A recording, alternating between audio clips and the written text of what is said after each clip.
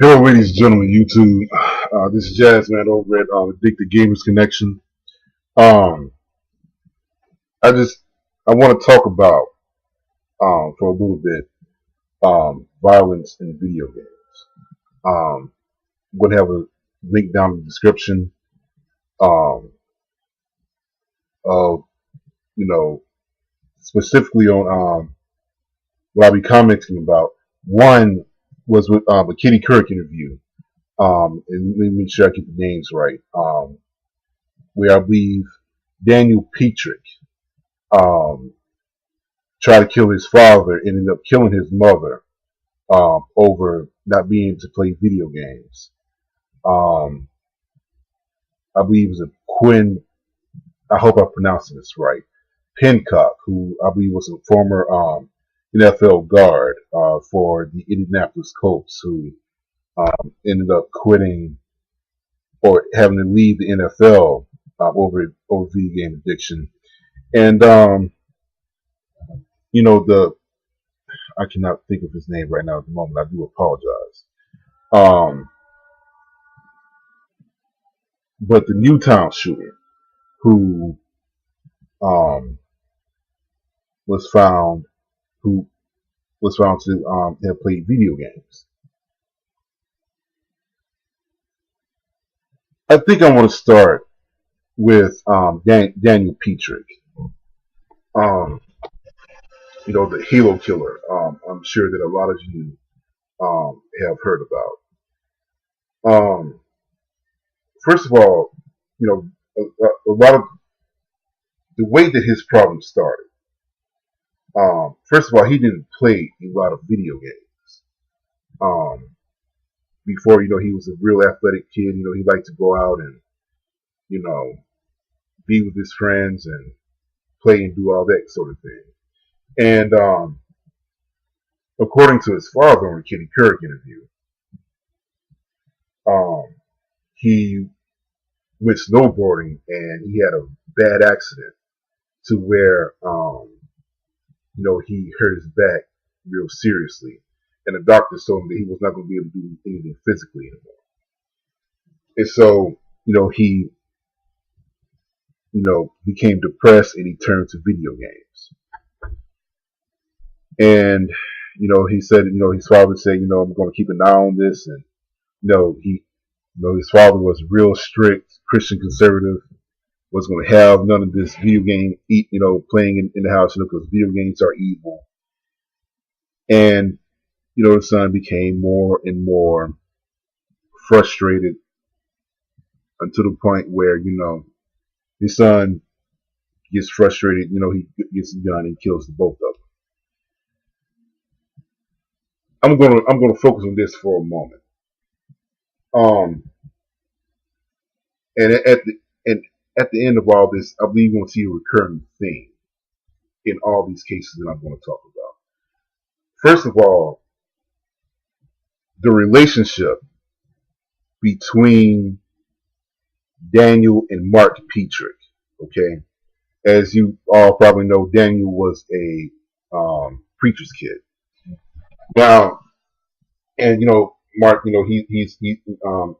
he's a preacher, and Christian conservatives who are parents, they tend to be real hardline. They tend to believe that what they taught and what they believe, that's just going to be it. Period. And you're going to have, and them as kids, they're just going to have to fall in line and get with the program. When you listen throughout the interview, you can't help. Nobody seems to ask the question: did his father actually take out time to actually try to talk to his son, to help his son? Or did his father just talk at his son and dictate to his son what he was going to do? See, a lot of people don't understand that these are human beings. And the one underlying issue that you're going to find throughout each of these issues I'm going to talk about, that I personally believe is that addiction is a symptom of a deeper underlying issue. Daniel became depressed because he was not able to do all the things that he wanted to before, and he turned to video games to fill the void. Harmless video games, okay? Everybody knows, and I mean everybody knows, that, there's no way you can become desensitized by simply playing a video game. Look, let me tell you something. Before I got rid of my Xbox 360, I played Call of Duty heavily. Call of Duty and Battlefield 4. I can sit here and tell you this. There's no way that I can find myself pointing a gun at anybody wanting to take their life. Okay? Images on the screen is not going to desensitize you to what you actually do. And the other thing that you got to sit here and know is that, and also another underlying issue that you're going to find throughout each of these issues, these kids were taught how to use a gun. There is no way that you're going to pick up an Xbox 360 controller, a PS3 controller, or any type of controller and learn how to use a gun. There is absolutely no way. So now, getting back to this, the other question that seems to be brought, that I seem to have that nobody else brought up, was, why was it that Daniel's father did not seek to get him therapy? As much as he wanted to believe in God, and again, I'm not going to sit up here and pick on religion. If you listen to my last video, you know my thoughts about religion. But I'm going to try my best to sit here and say that it's not religion, but it's the person. And you got to go back and look at the father, because I truly believe that the father did not do everything that he's supposed to in order to interact with his own kid, to talk to his kid and say, hey, we're going to help you get through this. We know it's difficult. We know it's difficult what you're going through right now, but we're going to help you get through this. I don't believe his father did none of that. I believe his father took a hard right line approach and dumped that Bible and said, "This is what you're going to do." And that was not what Daniel needed at the time.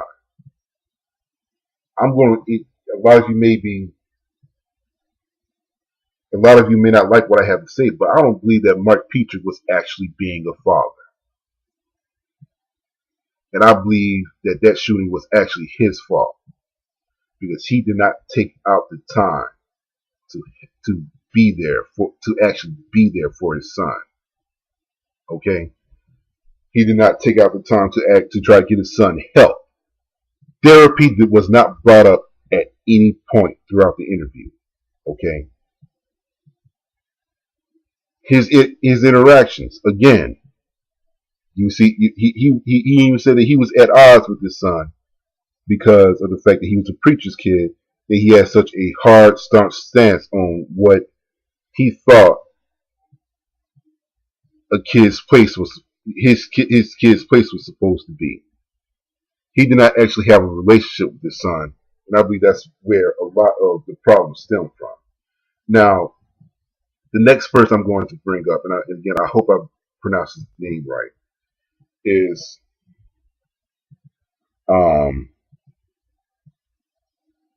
Quinn Pincock. I hope I pronounced his name right. Now,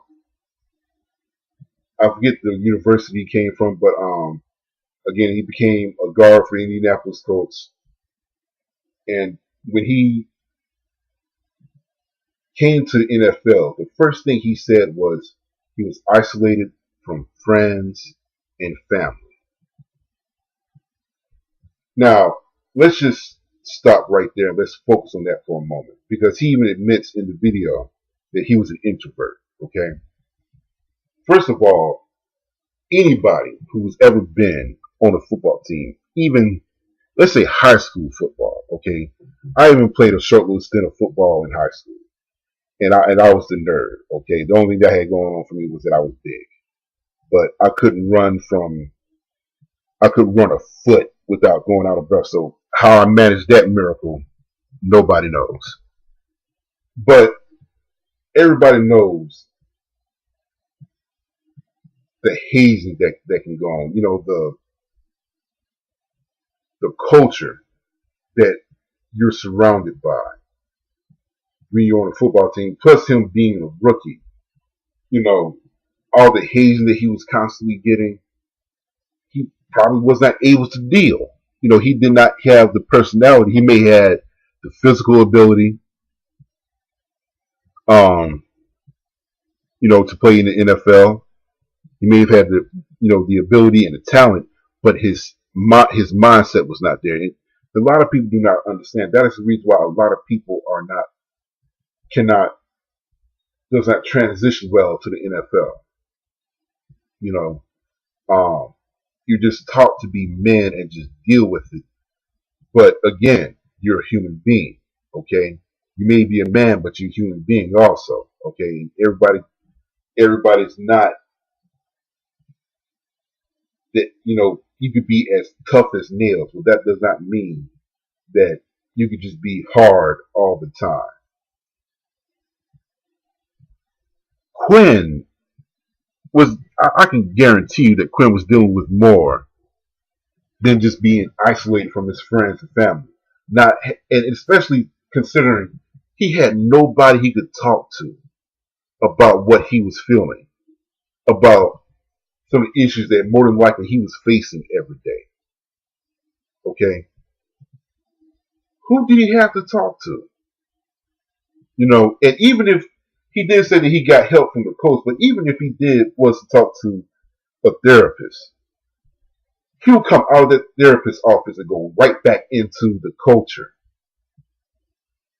that he had to live with day in and day out. And football players for the most part are not the most understanding bunch in the world. They just not.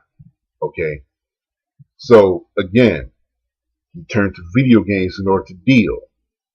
And once again, one issue that I'm going to bring up is addiction is usually a symptom of a deeper underlying issue. Nobody talked about what he was dealing with from day to day. It was just the fact that he was addicted to video games, and that was it. That was just all it was.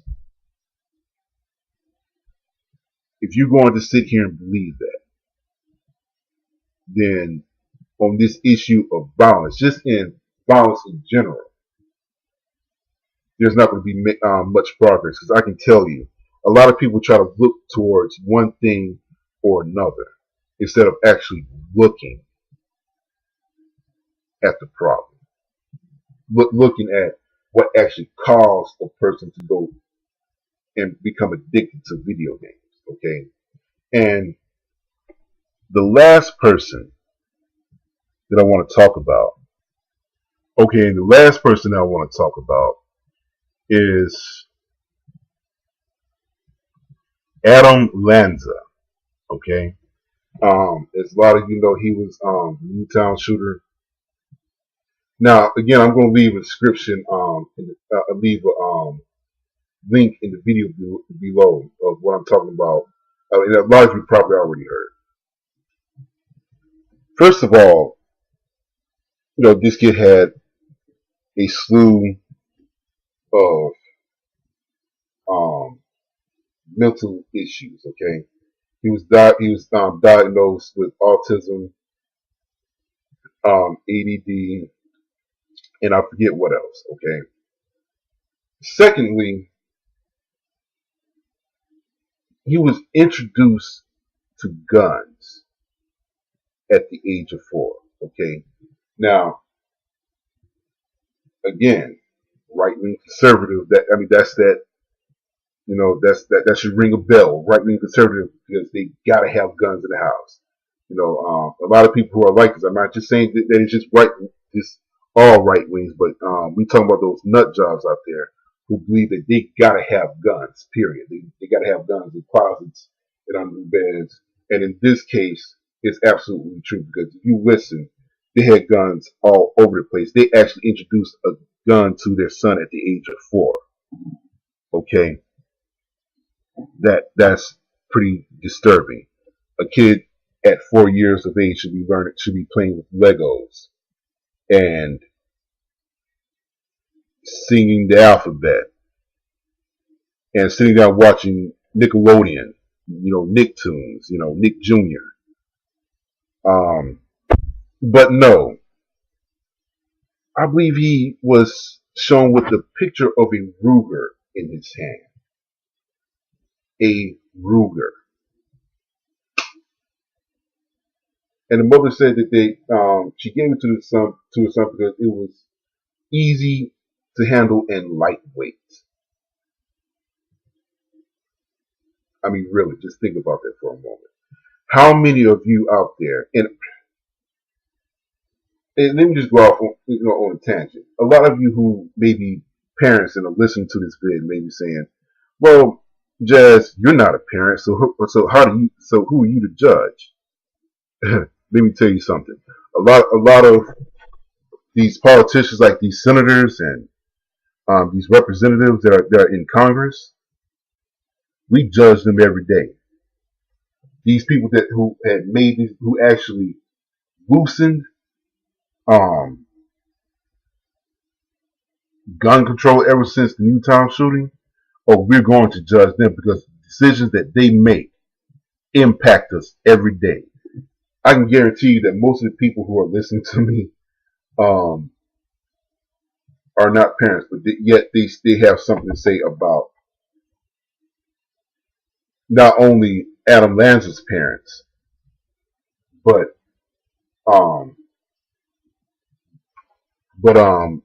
Daniel. Let me make sure I get the name right. I'm just terrible. Daniel Petrick's parents as well. Okay. I mean, just for the simple fact that it's drawing us in. Okay, the actions that Dave took has drawn us in, and the actions that Adam Lanza took affected a lot of people's lives in Newtown. Okay, it affected a lot of people's lives. So yeah, we have to take a good hard look at it and ask us what's going on, and yet be willing to judge, because, like I said, we have to get to the bottom of this issue. Now, again, to continue on with what I was talking about. The first person. Now, Adam Lanza's mother was actually the one who introduced him to guns at the age of 4. Ironically enough, the mother was the first person that Adam Lanza shot. Now, here's the kicker, okay? When she was shot, on the bed next to her was a book that said,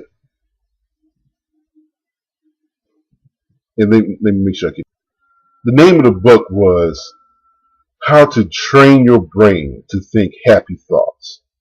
Now, once again, this is now 2 out of the 3 cases that I'm talking about.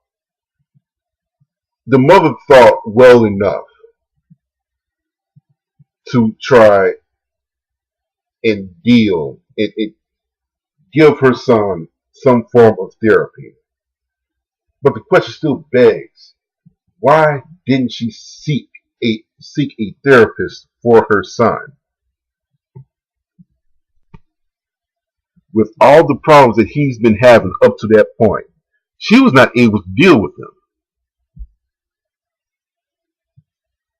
She was not able to deal with them.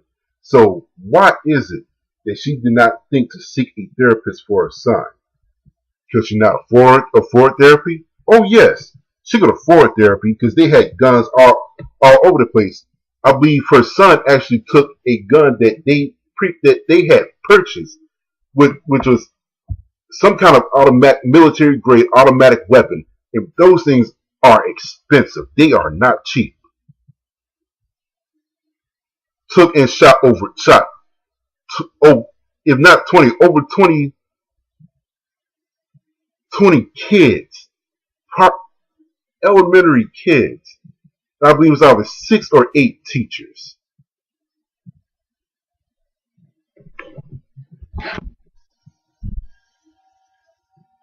Now, you have to sit here and think, you know what?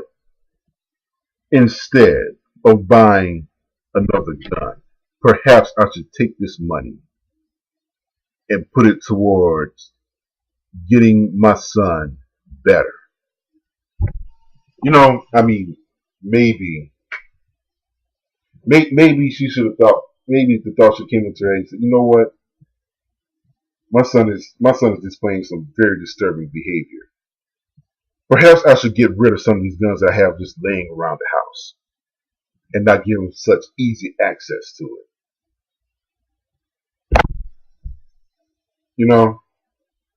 But of course, anybody who's listening to this, they're going to, especially right wing, a lot of the crazy right wingers out there going to sit there and say, it wasn't the gun, it was the person. Well, guess what? If the person didn't have the instrument, no lives would have been taken.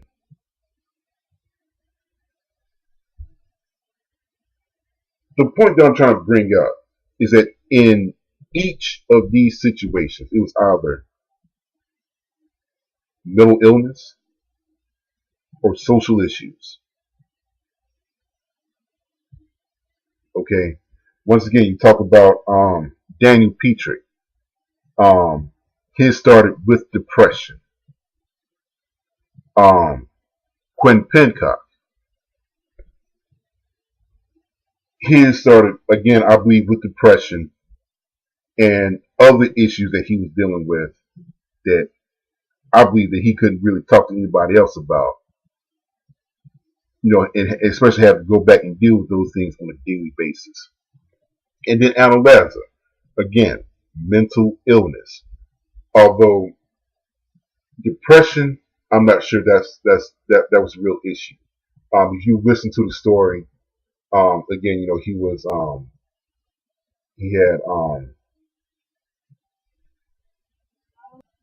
he had autism, and he could not really understand social situations. Okay, and you listen more to the story about Adam Lanza. He was jealous about all the attention that the kids were receiving from his mother and not from him. Okay, when you're a teenager and you have those types of problems, obviously, he has some issues and he needs, again, this issue surrounding that, not understanding, and again, which is the reason why I believe he needed to seek therapy or seek a specialist for someone who could help deal with the issues that he was having. Okay, because obviously he was a special needs kid. 2 out of the 3 cases, nobody sought professional help. No one. In every single case that I just brought up, and probably every single other case that's ever going to be brought up, no one asked what was the underlying problem. Even you want to go outside of this and take a look at the Aurora shooter. If I'm not mistaken, he actually had a PhD. Okay, what is a person with a PhD doing, dressing up as a Joker, going to a Batman movie premiere, and shooting everyone up with an AK? Don't you think there's something odd there? In every case, just about where there was a mass shooting, the one thing that was present was either mental illness or social issues that is at the foundation. There are big problems at the foundation. At the foundation, I believe, of just our culture. And especially when you start talking about teenagers, you have to go back and look at the parents and what seems to be their lack of understanding. Even when you sit there and look at Katie Couric and their so-called experts, none of them ask what was the problem, what was the central problem that caused them to be addicted to video games. But again, perhaps I may be wrong. Perhaps there may be something that I'm not looking at, and so I would like to ask you, what do you think? Tell me what something that I'm overlooking, or something that I fail to see. Okay, let me know if I'm just completely wrong and I just don't know what I'm talking about. I mean, that is a real possibility. But I just thought I should make this video because I truly feel that video games by themselves are not at the heart of the problem. Okay, you cannot sit here and become desensitized by looking at someone kill people over and over again on screen. I promise you. I promise you. There's no way. If you're going to sit there and actually take someone's life, you have had to sit there and think about it. Think about what you were doing. You actually had to have time to think about it. There is nothing on a screen. There's no amount of content on the screen that can get you prepared for that. Ask anyone who's ever been in the military and let them give you an honest answer. There is no way I'm going to sit here and play Call of Duty and be ready to go to Iraq and be prepared for some of the things I'm going to do. There is no way in hell. None. But again, I could be wrong, and I would like for you to let me know. If you will, please leave a comment in the comment section. Let me know what you think. This is Jazzman over at Addicted Games Connection. You have a beautiful day.